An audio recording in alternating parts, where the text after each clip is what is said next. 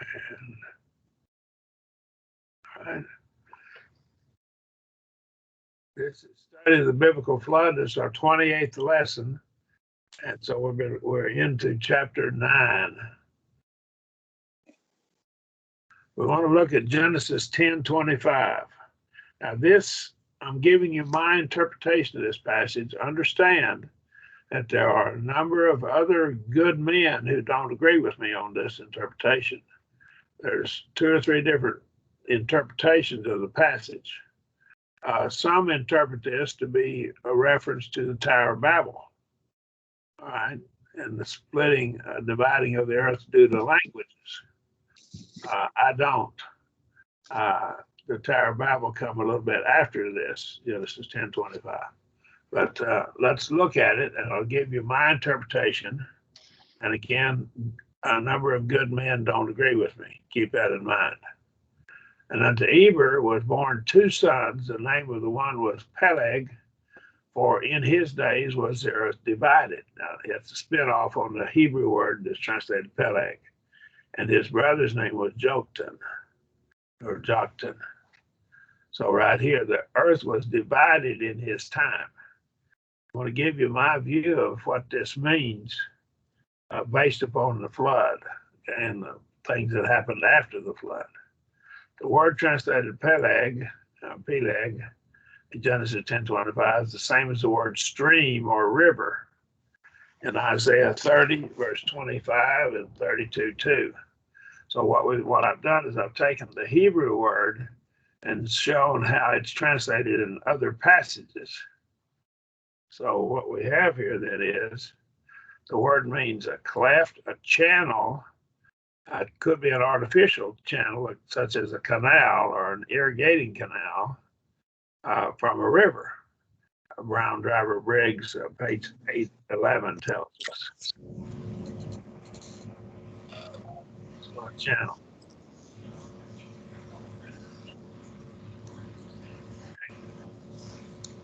I got you there.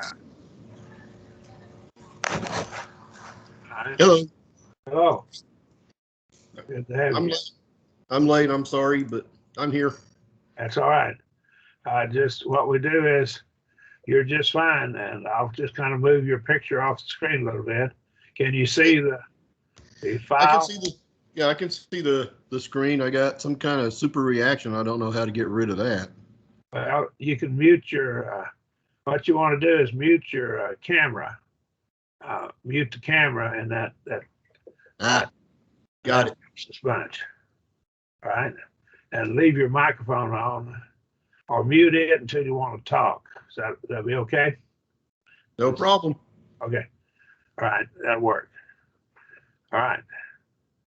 And because when you're broadcasting your picture, it takes part of the bandwidth from the system. Okay. All right. I can still see you. Okay. Okay. The word here translated Peleg or Peleg is a channel or a canal, artificial channel. And it could be irrigating from a river, for example. Right?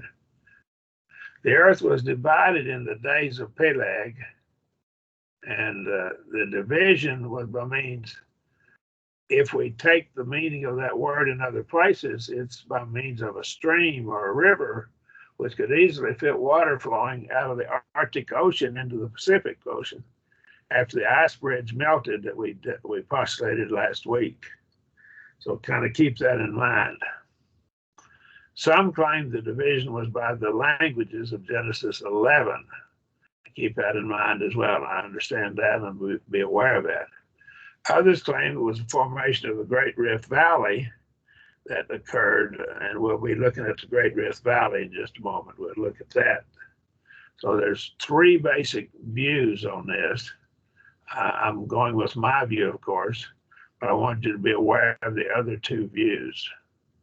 Right. Now let's look at Australia here.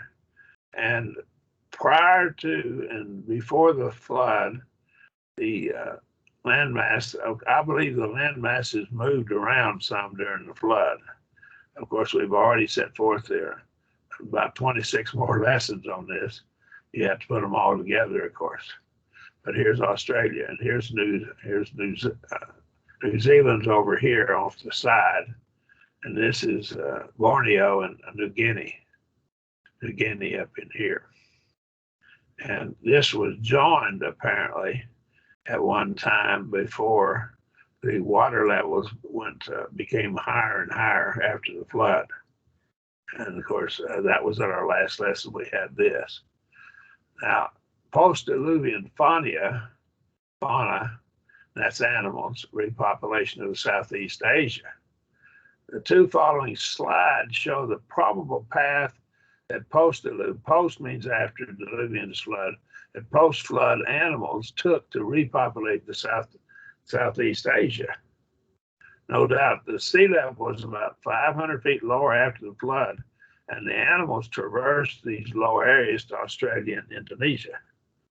Now, it's possible that God providentially guided them to this area.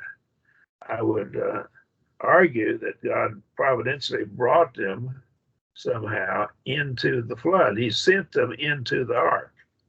He sent the ones he wanted to survive into the ark. Now, he could send the animals to where he wanted them to go just the same way. And I would not rule that out as being impossible.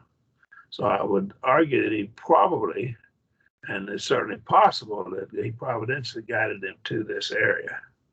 Now, here is in another language, this is what we have here.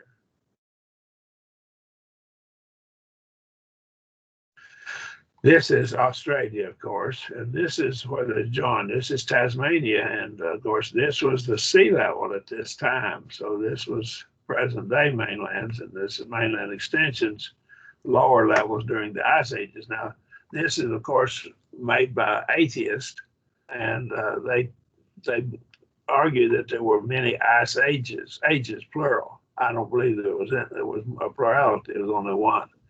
Here is Mindanao, and of course this is the Philippines, and here's Borneo and Sumatra and Java. That's part of Indonesia. Right here's Australia, and there's Tasmania, and then that was joined. This was all joined at one time. So there was a narrow passageway between these. This is called the Wallace Line, the Weber Line, and the Lydecker Line. So these are lines that formed where the ocean, the crust split apart. So I believe that these may have been joined at one time so that animals could traverse across here.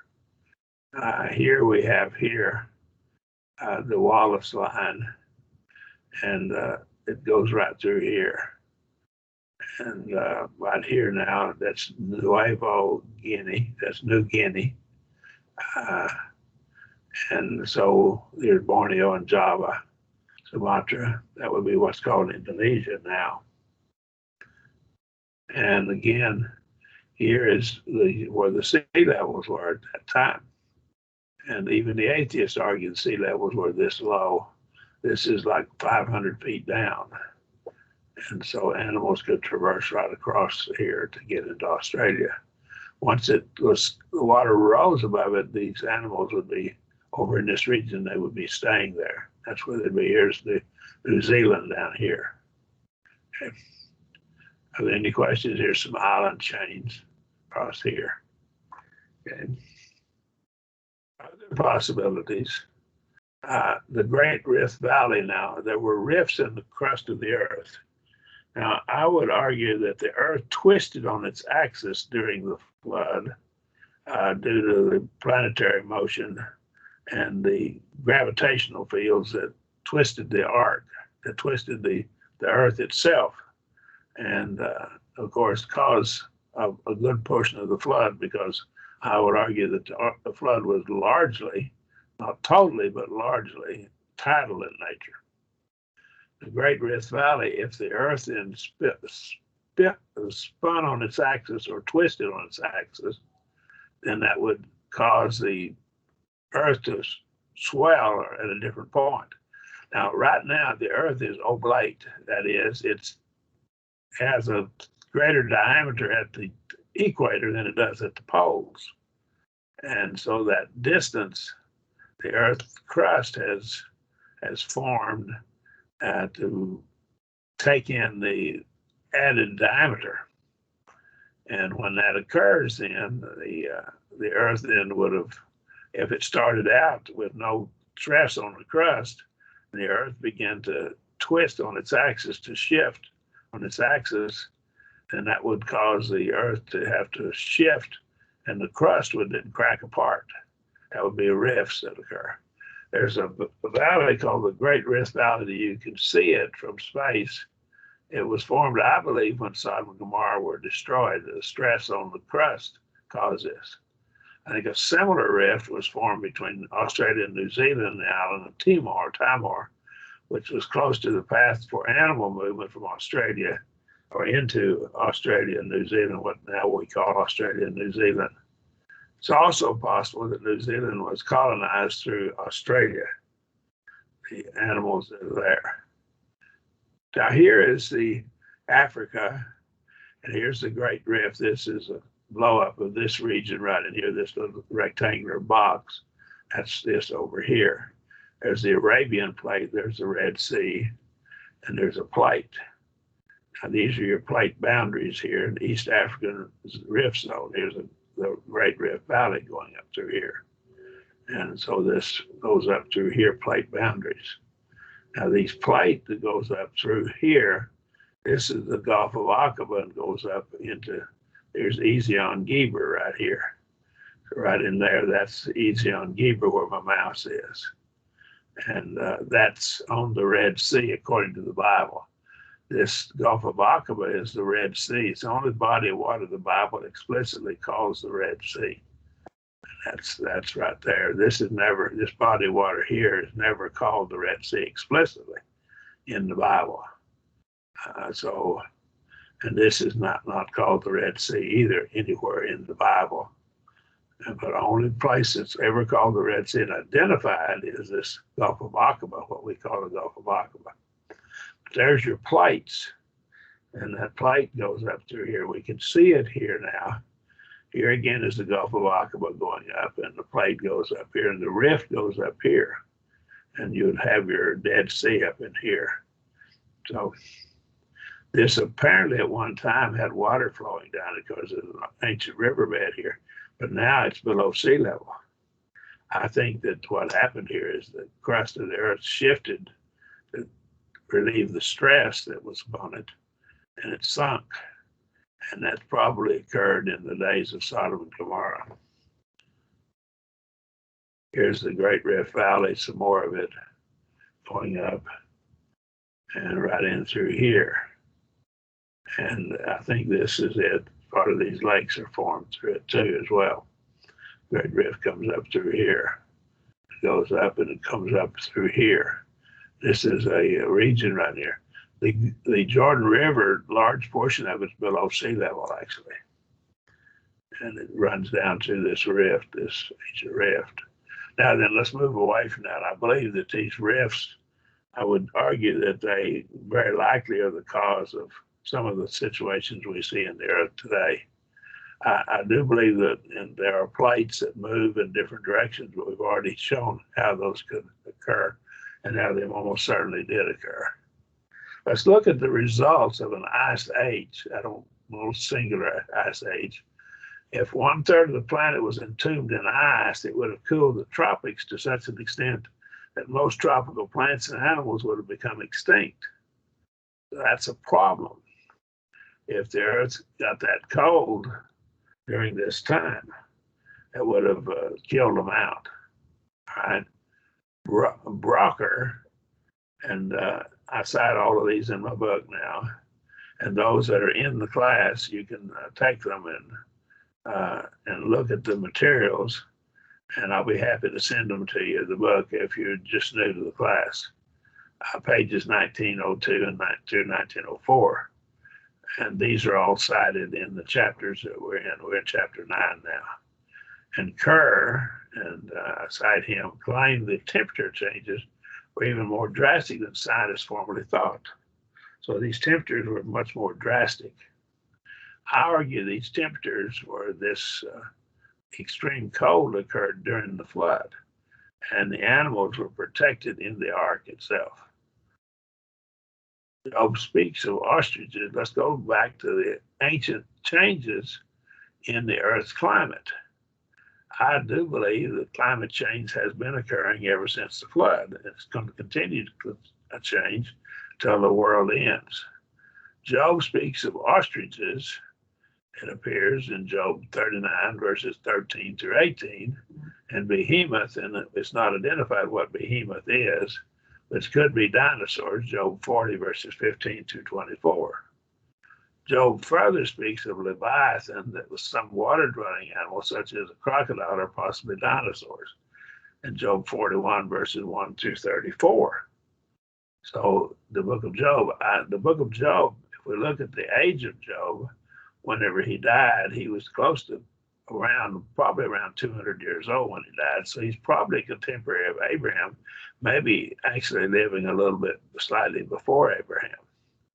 So Job was living maybe 2000 or 2500 BC or somewhere thereabouts. And his life was going on at that time. It's evident that the climate of Palestine has changed from that of 1500 BC, when the children of Israel entered the land of Canaan, around 1450 BC, approximately 1460, because at that time it was a land flowing with milk and honey. Numbers 13, 23 through 27 tells us. Now, the Sahara Desert, they have now done work in studying it. At one time was grassland, and it's growing. The Sahara is growing at this time, and it has been for hundreds of years.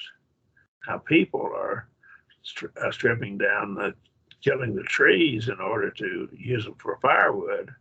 When they do that, these trees provide rainfall, cause rainfall. The trees recycle the water up into the air, and then it rains back down, whereas your grasses don't do as much of that. So the Sahara Desert is growing, and men are partly causing it, but the changes in the earth itself are causing it as well. Probably a combination. It's not the activity so much of man burning fossil fuel that has caused these changes in the climate. There's other factors that I believe have caused it and are still causing it. Let's go to Numbers 13:23. And they came into the valley of Eshcol and cut down from thence a branch with one cluster of grapes, and they bare it upon a staff between two. They brought also the pomegranates of the figs. The cluster of grapes, it took 2 men to carry that cluster. That's a pretty big grape cluster. The place was called the Valley of Eshcol because of the cluster which the children of Israel cut down from thence. And they could return from spying out the land at the end of 40 days. Now, we know they spied the land, and of course, there were spies. There were 2 spies that they all saw the same things, but they interpreted it. God is with us and we can win. And of course, that was Joshua and Caleb. And the other spies were fearful and didn't really have faith in God. And so the people followed the 10 rather than the 2, and that's so unfortunate that they did. Verse 26, and they went and came to Moses and to Aaron, to all the congregation of the children of Israel, unto the wilderness of Paran, and to Kadesh, and brought back word unto them and all the congregation, and showed them the fruit of the land. They showed them how good it was. It was indeed what God said it was. And they told him and said, we came into the land whither thou sentest us, and surely it flows with milk and honey. This is the fruit of it. So they brought fruit back to show what it was. So now it was everything God said it was. Of course it would be. God said it was, and it was. And so we find then that the land is not that way anymore. It's not like that. And it's a hard place to make a living now because it's changed. The climate has changed drastically from 1500 BC. the melting ice, I believe, was part of this change in the climates. The melting ice that had been deposited during the flood would raise the temperature of the earth, including the temperature of the oceans. And that would affect the climate. And it would raise the levels of the oceans as the ice melted. There were also lakes on the continents called fluvial lakes. We'll come back to those later, but the fluvial lakes, we'll get to them at a later time. They also drained out into the oceans. So the levels of the oceans then raised or they rose. And so this would raise the level of the oceans. The change of rainfall patterns, because of the change of the ocean level, the temperatures occurred as well. So these rainfall patterns changed because the ocean levels changed.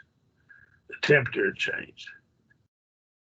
If the Bering Strait, the scientists call that Beringia, or a land bridge, which I'm convinced it was, there's archaeological evidence that it was, when the sea level was lower, the temperature of the Pacific Ocean would have been greatly changed when this bridge allowed water to flow out of the Arctic Ocean into the Pacific Ocean. Arctic Ocean water at that time was very cold, much colder than it is now, due to the cosmic ice in the polar regions, both the north and south polar regions. So this cold water would then flow into the Pacific Ocean. Now, prior to that, there would be no water flowing in because of the land bridge across Bering Strait now, called Beringia. And now once it comes in, it's going to radically change the pattern, the climate all across, particularly North America. As the water flows from the north, from south to north, up along Japan and the east coast of Asia, and then turns in Alaska. And when Beringia was a land bridge, it wasn't mixing with the Arctic Ocean water. So it then turned back south and went along the west coast of North America, that is Canada and the United States, clear down to Mexico. And so this would drastically alter the patterns of the oceans. In addition, ocean current patterns would be drastically changed as other land bridges were breached by the rising waters of the oceans. So the waters now can move more readily from one place to another, whereas these land bridges are the water overflows them. This would cause changes in the climate, warming some places and cooling other places, and changing the rainfall patterns as well due to that. Temperature affects rainfall. Changes in the shorelines as oceans covered the continental shelves would affect the climate as well. So all of this is very complicated. There's a lot of stuff going on. Ocean currents, such as the Gulf Stream or the Japanese current, affected the climate. And the Gulf Stream goes from the Gulf of Mexico, basically north, along the east coast of the United States and Canada, and turns and goes up on the east side of Greenland, and then turns back around and flows down to England. London, England is about as far north geographically as the southern end of Hudson's Bay in Canada. Yet the Gulf Stream keeps it from being very cold climate. So the Gulf Stream affects it. And the warmth of the Gulf Stream allows it to stay warm enough for people to survive there. But changing ocean currents, that is, the change in the Gulf Stream pattern, the Japanese current is cold water come out of across the Bering Strait, as Beringia was covered with water then. That water then would mix with the Japanese current and affect particularly the west coast of the United States and Canada, their climate. Here's the present Gulf Stream. Right up here here's part of the United States. Here we get my mouse around. There's your Great Lakes, some of them. And there's the St. Lawrence River. And down in here is parts of Canada. And there's Cape Cod right across here. That would be Massachusetts right up in here. So here's your Gulf Stream as it goes up.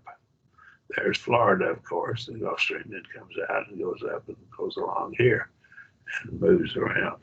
That's different colors represented by the colors of the water and depicting it. Here's the flow of the Gulf Stream. Again, here's the East Coast of the United States. There's the state of Florida. Up here is Newfoundland up in here.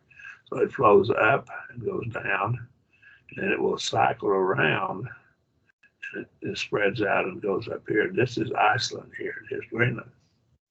So the water goes around. Iceland has a much milder climate than Greenland does.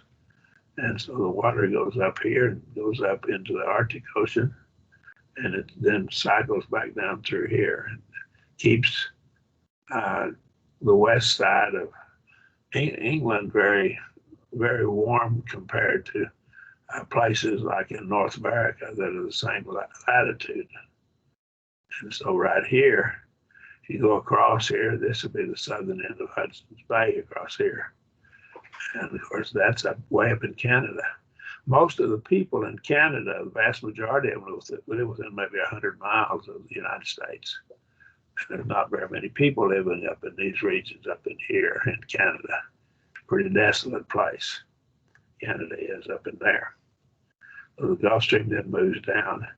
And of course, the water flows in this pattern here. Now then in the southern hemisphere, it flows in the opposite direction. So it'll flow in the opposite direction in the southern hemisphere. We talked about that already. Here's the movement of ocean water called the Great Ocean Conveyor Belt. As the water goes around, the warm water and goes up and around. And this is the belt here, the way the water flows. Now, here's some of your ocean currents. This is Australia right here, and this is Japan up in here. Here's parts of Russia. There's Alaska and part of the islands out here, Aleutian chain. And so this water flows, Japanese current flows up like this around. And here's your Gulf Stream flowing up like this. Go down in the southern hemisphere, notice it flows the other direction. It rotates the other direction. This is counterclockwise. This is clockwise up here. Rotation. And that's the flow of these waters. Now, if this Bering Strait had a land bridge, this cold water coming out of the Arctic Ocean here would not cool off this stream. And so the west coast of the United States and Canada up in here would be much warmer than they are after the water begins to come in. The same thing, I believe, would happen up here as well.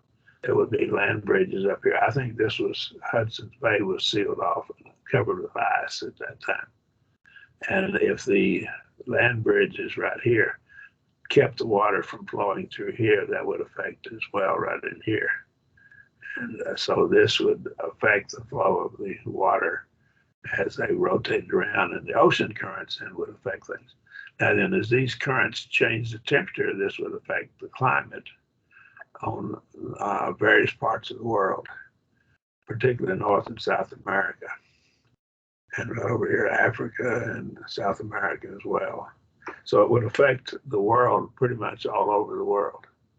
Let's look at some archaeological evidence through the period between 900 and 300 BC, or somewhat later, was a cold epoch.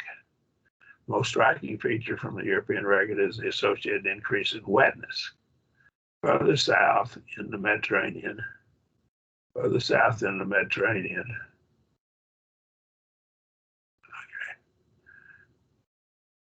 the Mediterranean region in the North Africa, the climate during the Iron Age cold epoch seems to have become drier, but not so dry as it is today.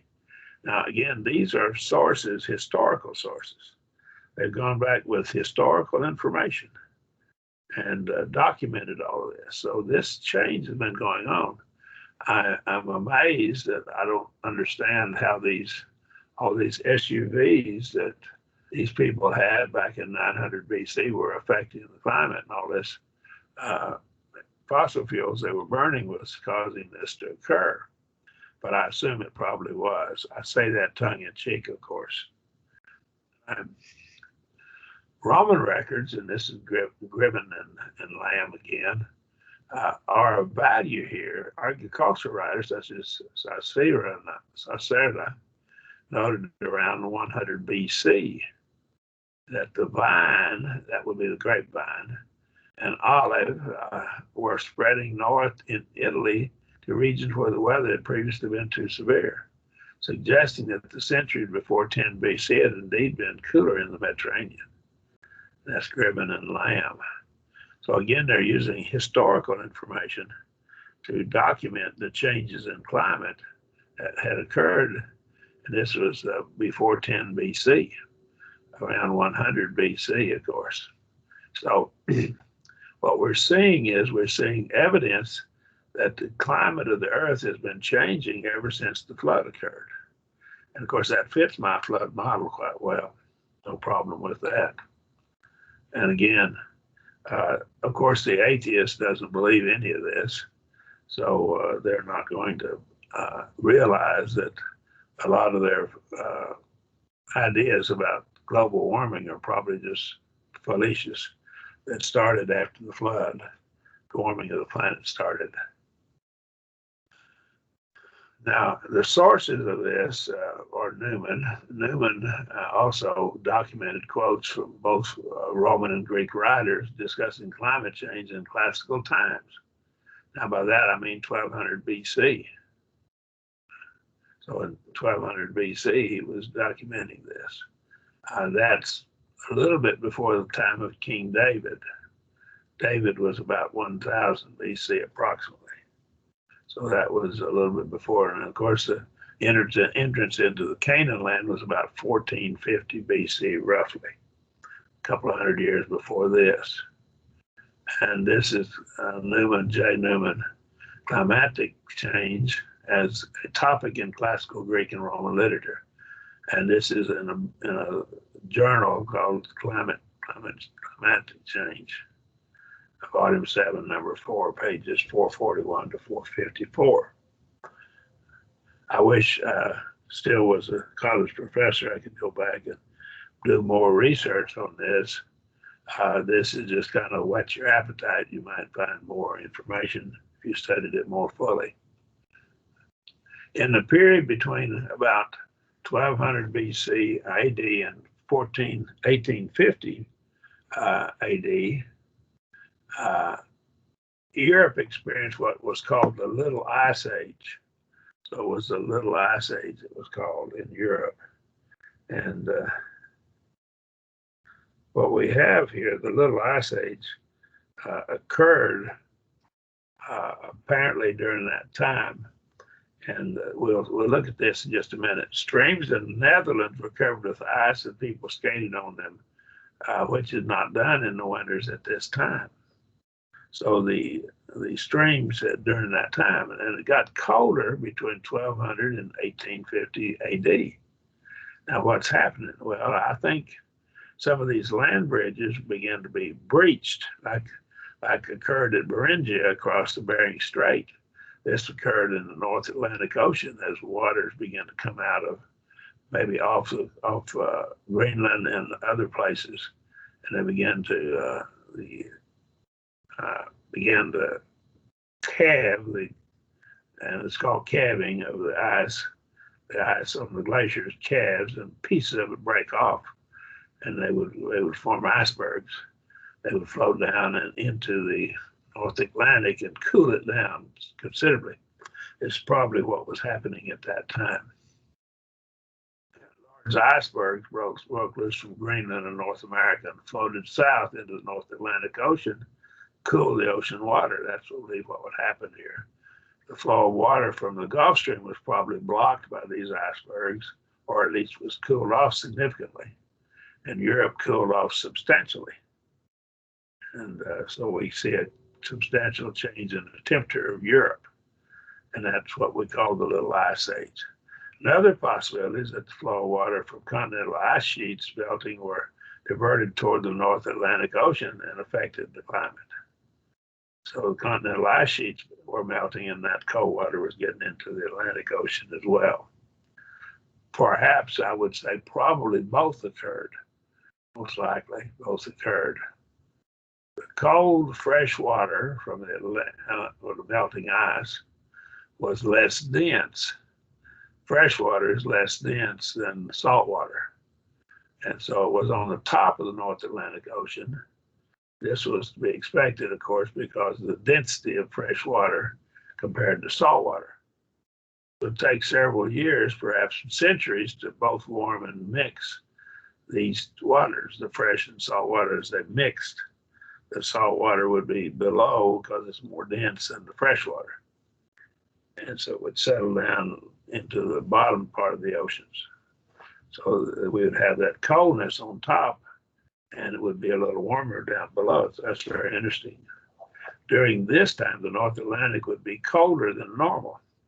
So the Gulf Stream would not be affecting and warm the climate as much as far as heating it up, the west coast of Europe.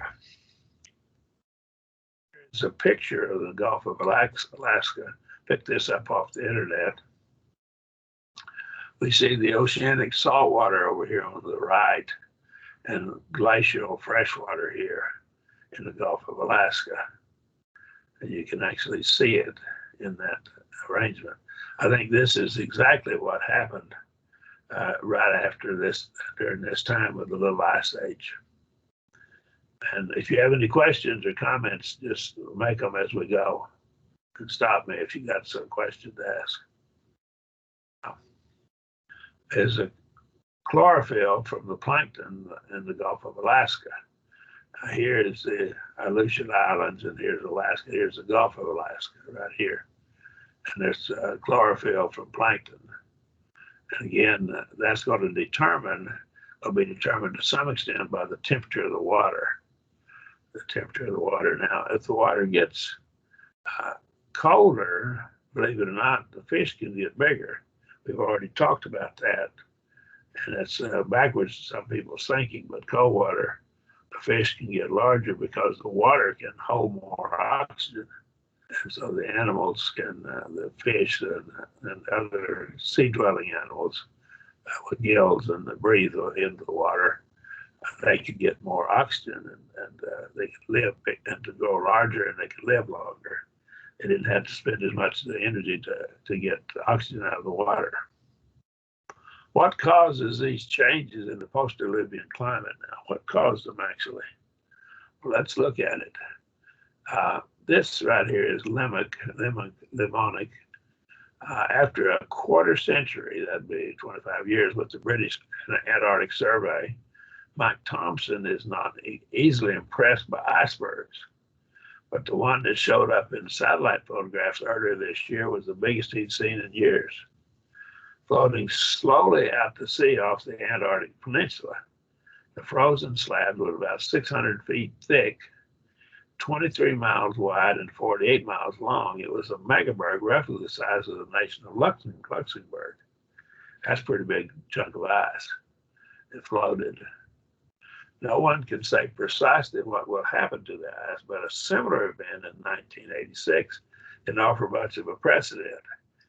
At that time, 3 megabergs, that would be great large icebergs, broke loose into Antarctic waters, each bigger than this year's. Two grounded themselves in shallow waters and are still there. The third went north, with some of it actually reaching the tropics before it melts. So it's going to affect the climate way up in the tropic region. It did. It finally melted up in the tropics. And again, that water then had to mix with the salt water later. That years to happen. Water probably exited the Arctic Ocean to the Nansen fracture zone between Spitsbergen and Greenland. We'll show that in just a minute on the map here in just a minute. And we'll continue in this next week some more. This fracture zone might have been caused after the flood as the earth fractured to release the pressure created by the twisting of the earth on its axis during the flood. We believe that occurred, of course, during the flood. Now, here's the ocean maps. And of course, there's Alaska, North America, there's Russia, and the Siberia over here, this region over here. And we come into right up in here. Let's go back. My mouse is causing it to move. And here's Spitsbergen right here, and the fracture zone right in here. The water then could come out of the real cold, this cosmic ice that had been deposited in the north and caused this to sink due to the weight of it. This melted and this fracture zone occurred and the water began to come out. That water then would move down through here. Here's some more fracture zones through here. And there's undersea mounts. We'll come back to those later. And I'll show you something very interesting. There are mountains here, little mountains. And we'll be looking at them throughout the ocean. And we'll show something about them. And they'll fit our flood model quite well. But here's Iceland, and it comes out through Spitsbergen and Greenland, right in this region, right in here. So I'm talking about. Questions or comments? Here's another view of it coming through here, coming through this region here. The water then comes down, and it can then cool. If this water begins to come out of the Arctic Ocean, it can then cool Sweden, Norway, and England and move to the south. This very cold water moves down here and changes the climate and gets us the little ice age that we see in that period of time, ending about 1850 approximately. Now, here's your Nansen fracture zone right in here that went through here. And so the earth fractured at this time. And before that, there was a land bridge across here. But the fracture then allowed the water then to flow out, get into the North Atlantic Ocean. And these indicate your depth of it. Questions so far? Anybody? And here's Russia over here, and here's Alaska here. Okay. And I've flown over Greenland myself and seen these ice caps here. The pilot was very, very polite to us. He tilted the plane and flew it and went in a little bit of an arc, and we could look out the windows and see it. And then he tilted it back the other side so the other side could see it. And there was nobody sitting in the seat across from me. The plane was only about half full, so I ran across and looked out the other window at the other side, so I got to see both sides when I was coming back from Russia in 1994. The following links can show the Nansen fracture zone.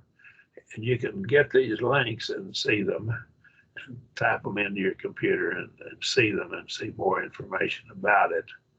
And this is pretty interesting here.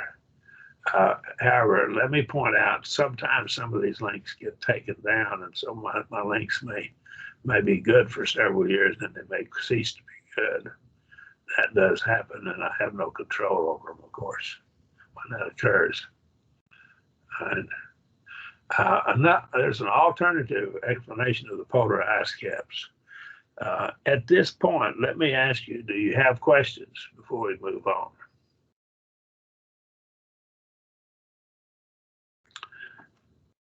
I think what I want to do now is I want to stop here and just see if there are questions. If there are no questions, we'll be looking at this, and then we'll close down in just a few more minutes. Ice caps exist at the depths of at least 15,000 feet. Now, that's 4,572 meters. And so this is about 3 miles. The ice was 3 miles thick approximately. Now, let's look at it. There are those who claim that the snow produced the ice and that this is ice produced by snow, regular snow. Now, snow produces water at the rate of about 11 to 1. 11 inches of snow produces 1 inch of water. And so ice is really frozen water. So to get 1 inch of ice, you have to have about 11 inches of snow. That's what you have to have. Now, if the snow is dry snow, it may take 12 inches. So depends on the kind of snow. Wet snow would be probably 10 or 10 and a half inches. Approximately 11 inches, what we're going to go with. It would require 30 foot of water, 300 foot of snow, average for 500 years to produce ice caps of 15,000 feet. So you got to have a rainfall of 30 foot of water and 30 feet. And that multiplied by 12, that's how many inches. That's monsoon rains. That's monsoon type rains. And that water then has to come in as snow, 300 foot of snow every year. Average after 500 years to produce the ice caps 15,000 feet thick. That's ludicrous. No way that's going to happen. Can't. In dry climates, and cold climates are notoriously dry. The air and when it gets real cold, the humidity gets lower and lower. And what happens is it would require a tremendous amount of change in what we see right now. You just can't have that. The Antarctic ice caps contain 7 million cubic miles now of ice, which cover Antarctica to a maximum depth nearly 3 miles, going to Tyree, page 282. These amounts of precipitation are staggering. I mean, it's just ludicrous, particularly in light of the fact that cold climates tend to reduce the amount of moisture in the air. So some of the people who are arguing for a flood, and in order to try to explain the ice caps, they try to fit it into 500 years of period after the flood. And this just won't wash. It won't fit. I have a serious problem with that. And there's a number that argue this. But I think they just don't understand about meteorology, haven't studied it enough. Accumulation in Antarctica is controlled principally by air temperature.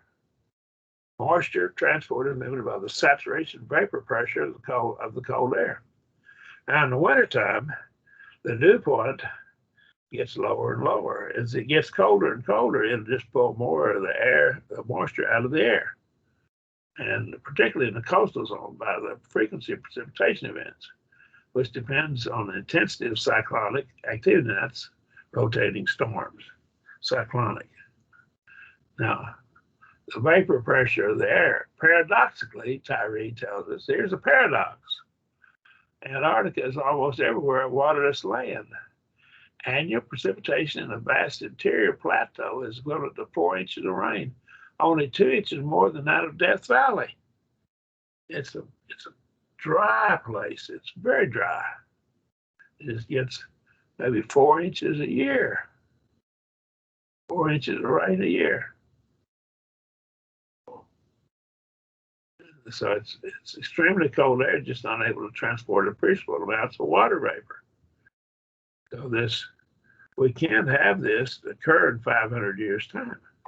Now the atheist, of course, would jump up and down with glee, but he has a similar problem too, because he can't get it to be produced, because once it goes over the cold region, it all of its moisture is lost. It wouldn't form an ice cap. Extremely cold air is unable to transport appreciable amounts of water vapor. So it just can't do it. The atheist has no better explanation than some of the flood models.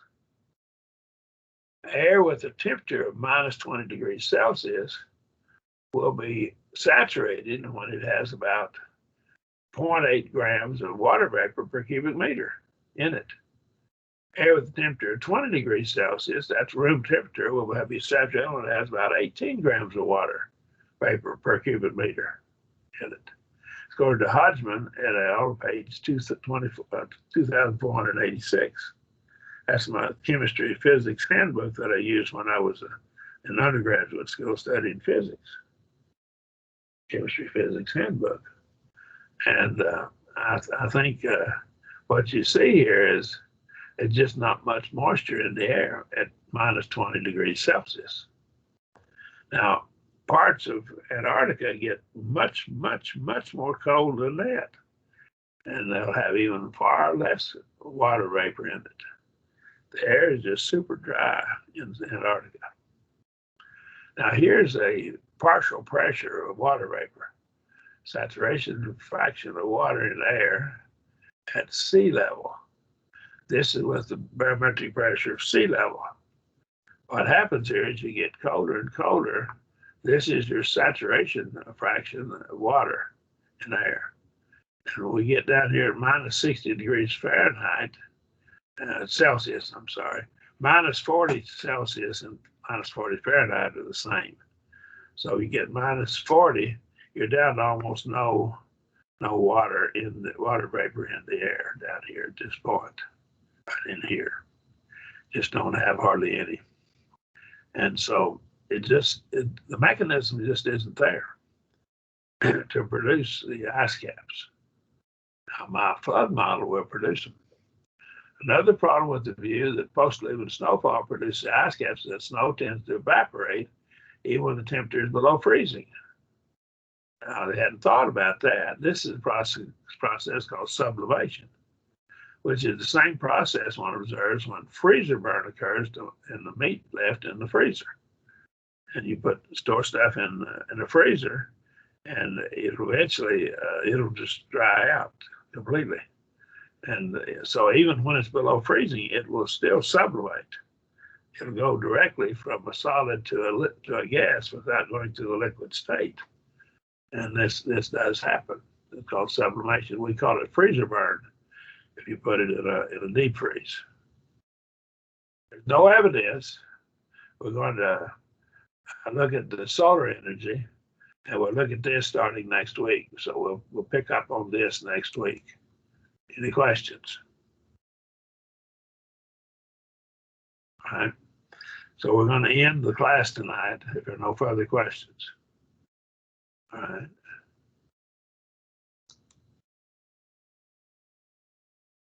Can I talk to you afterwards?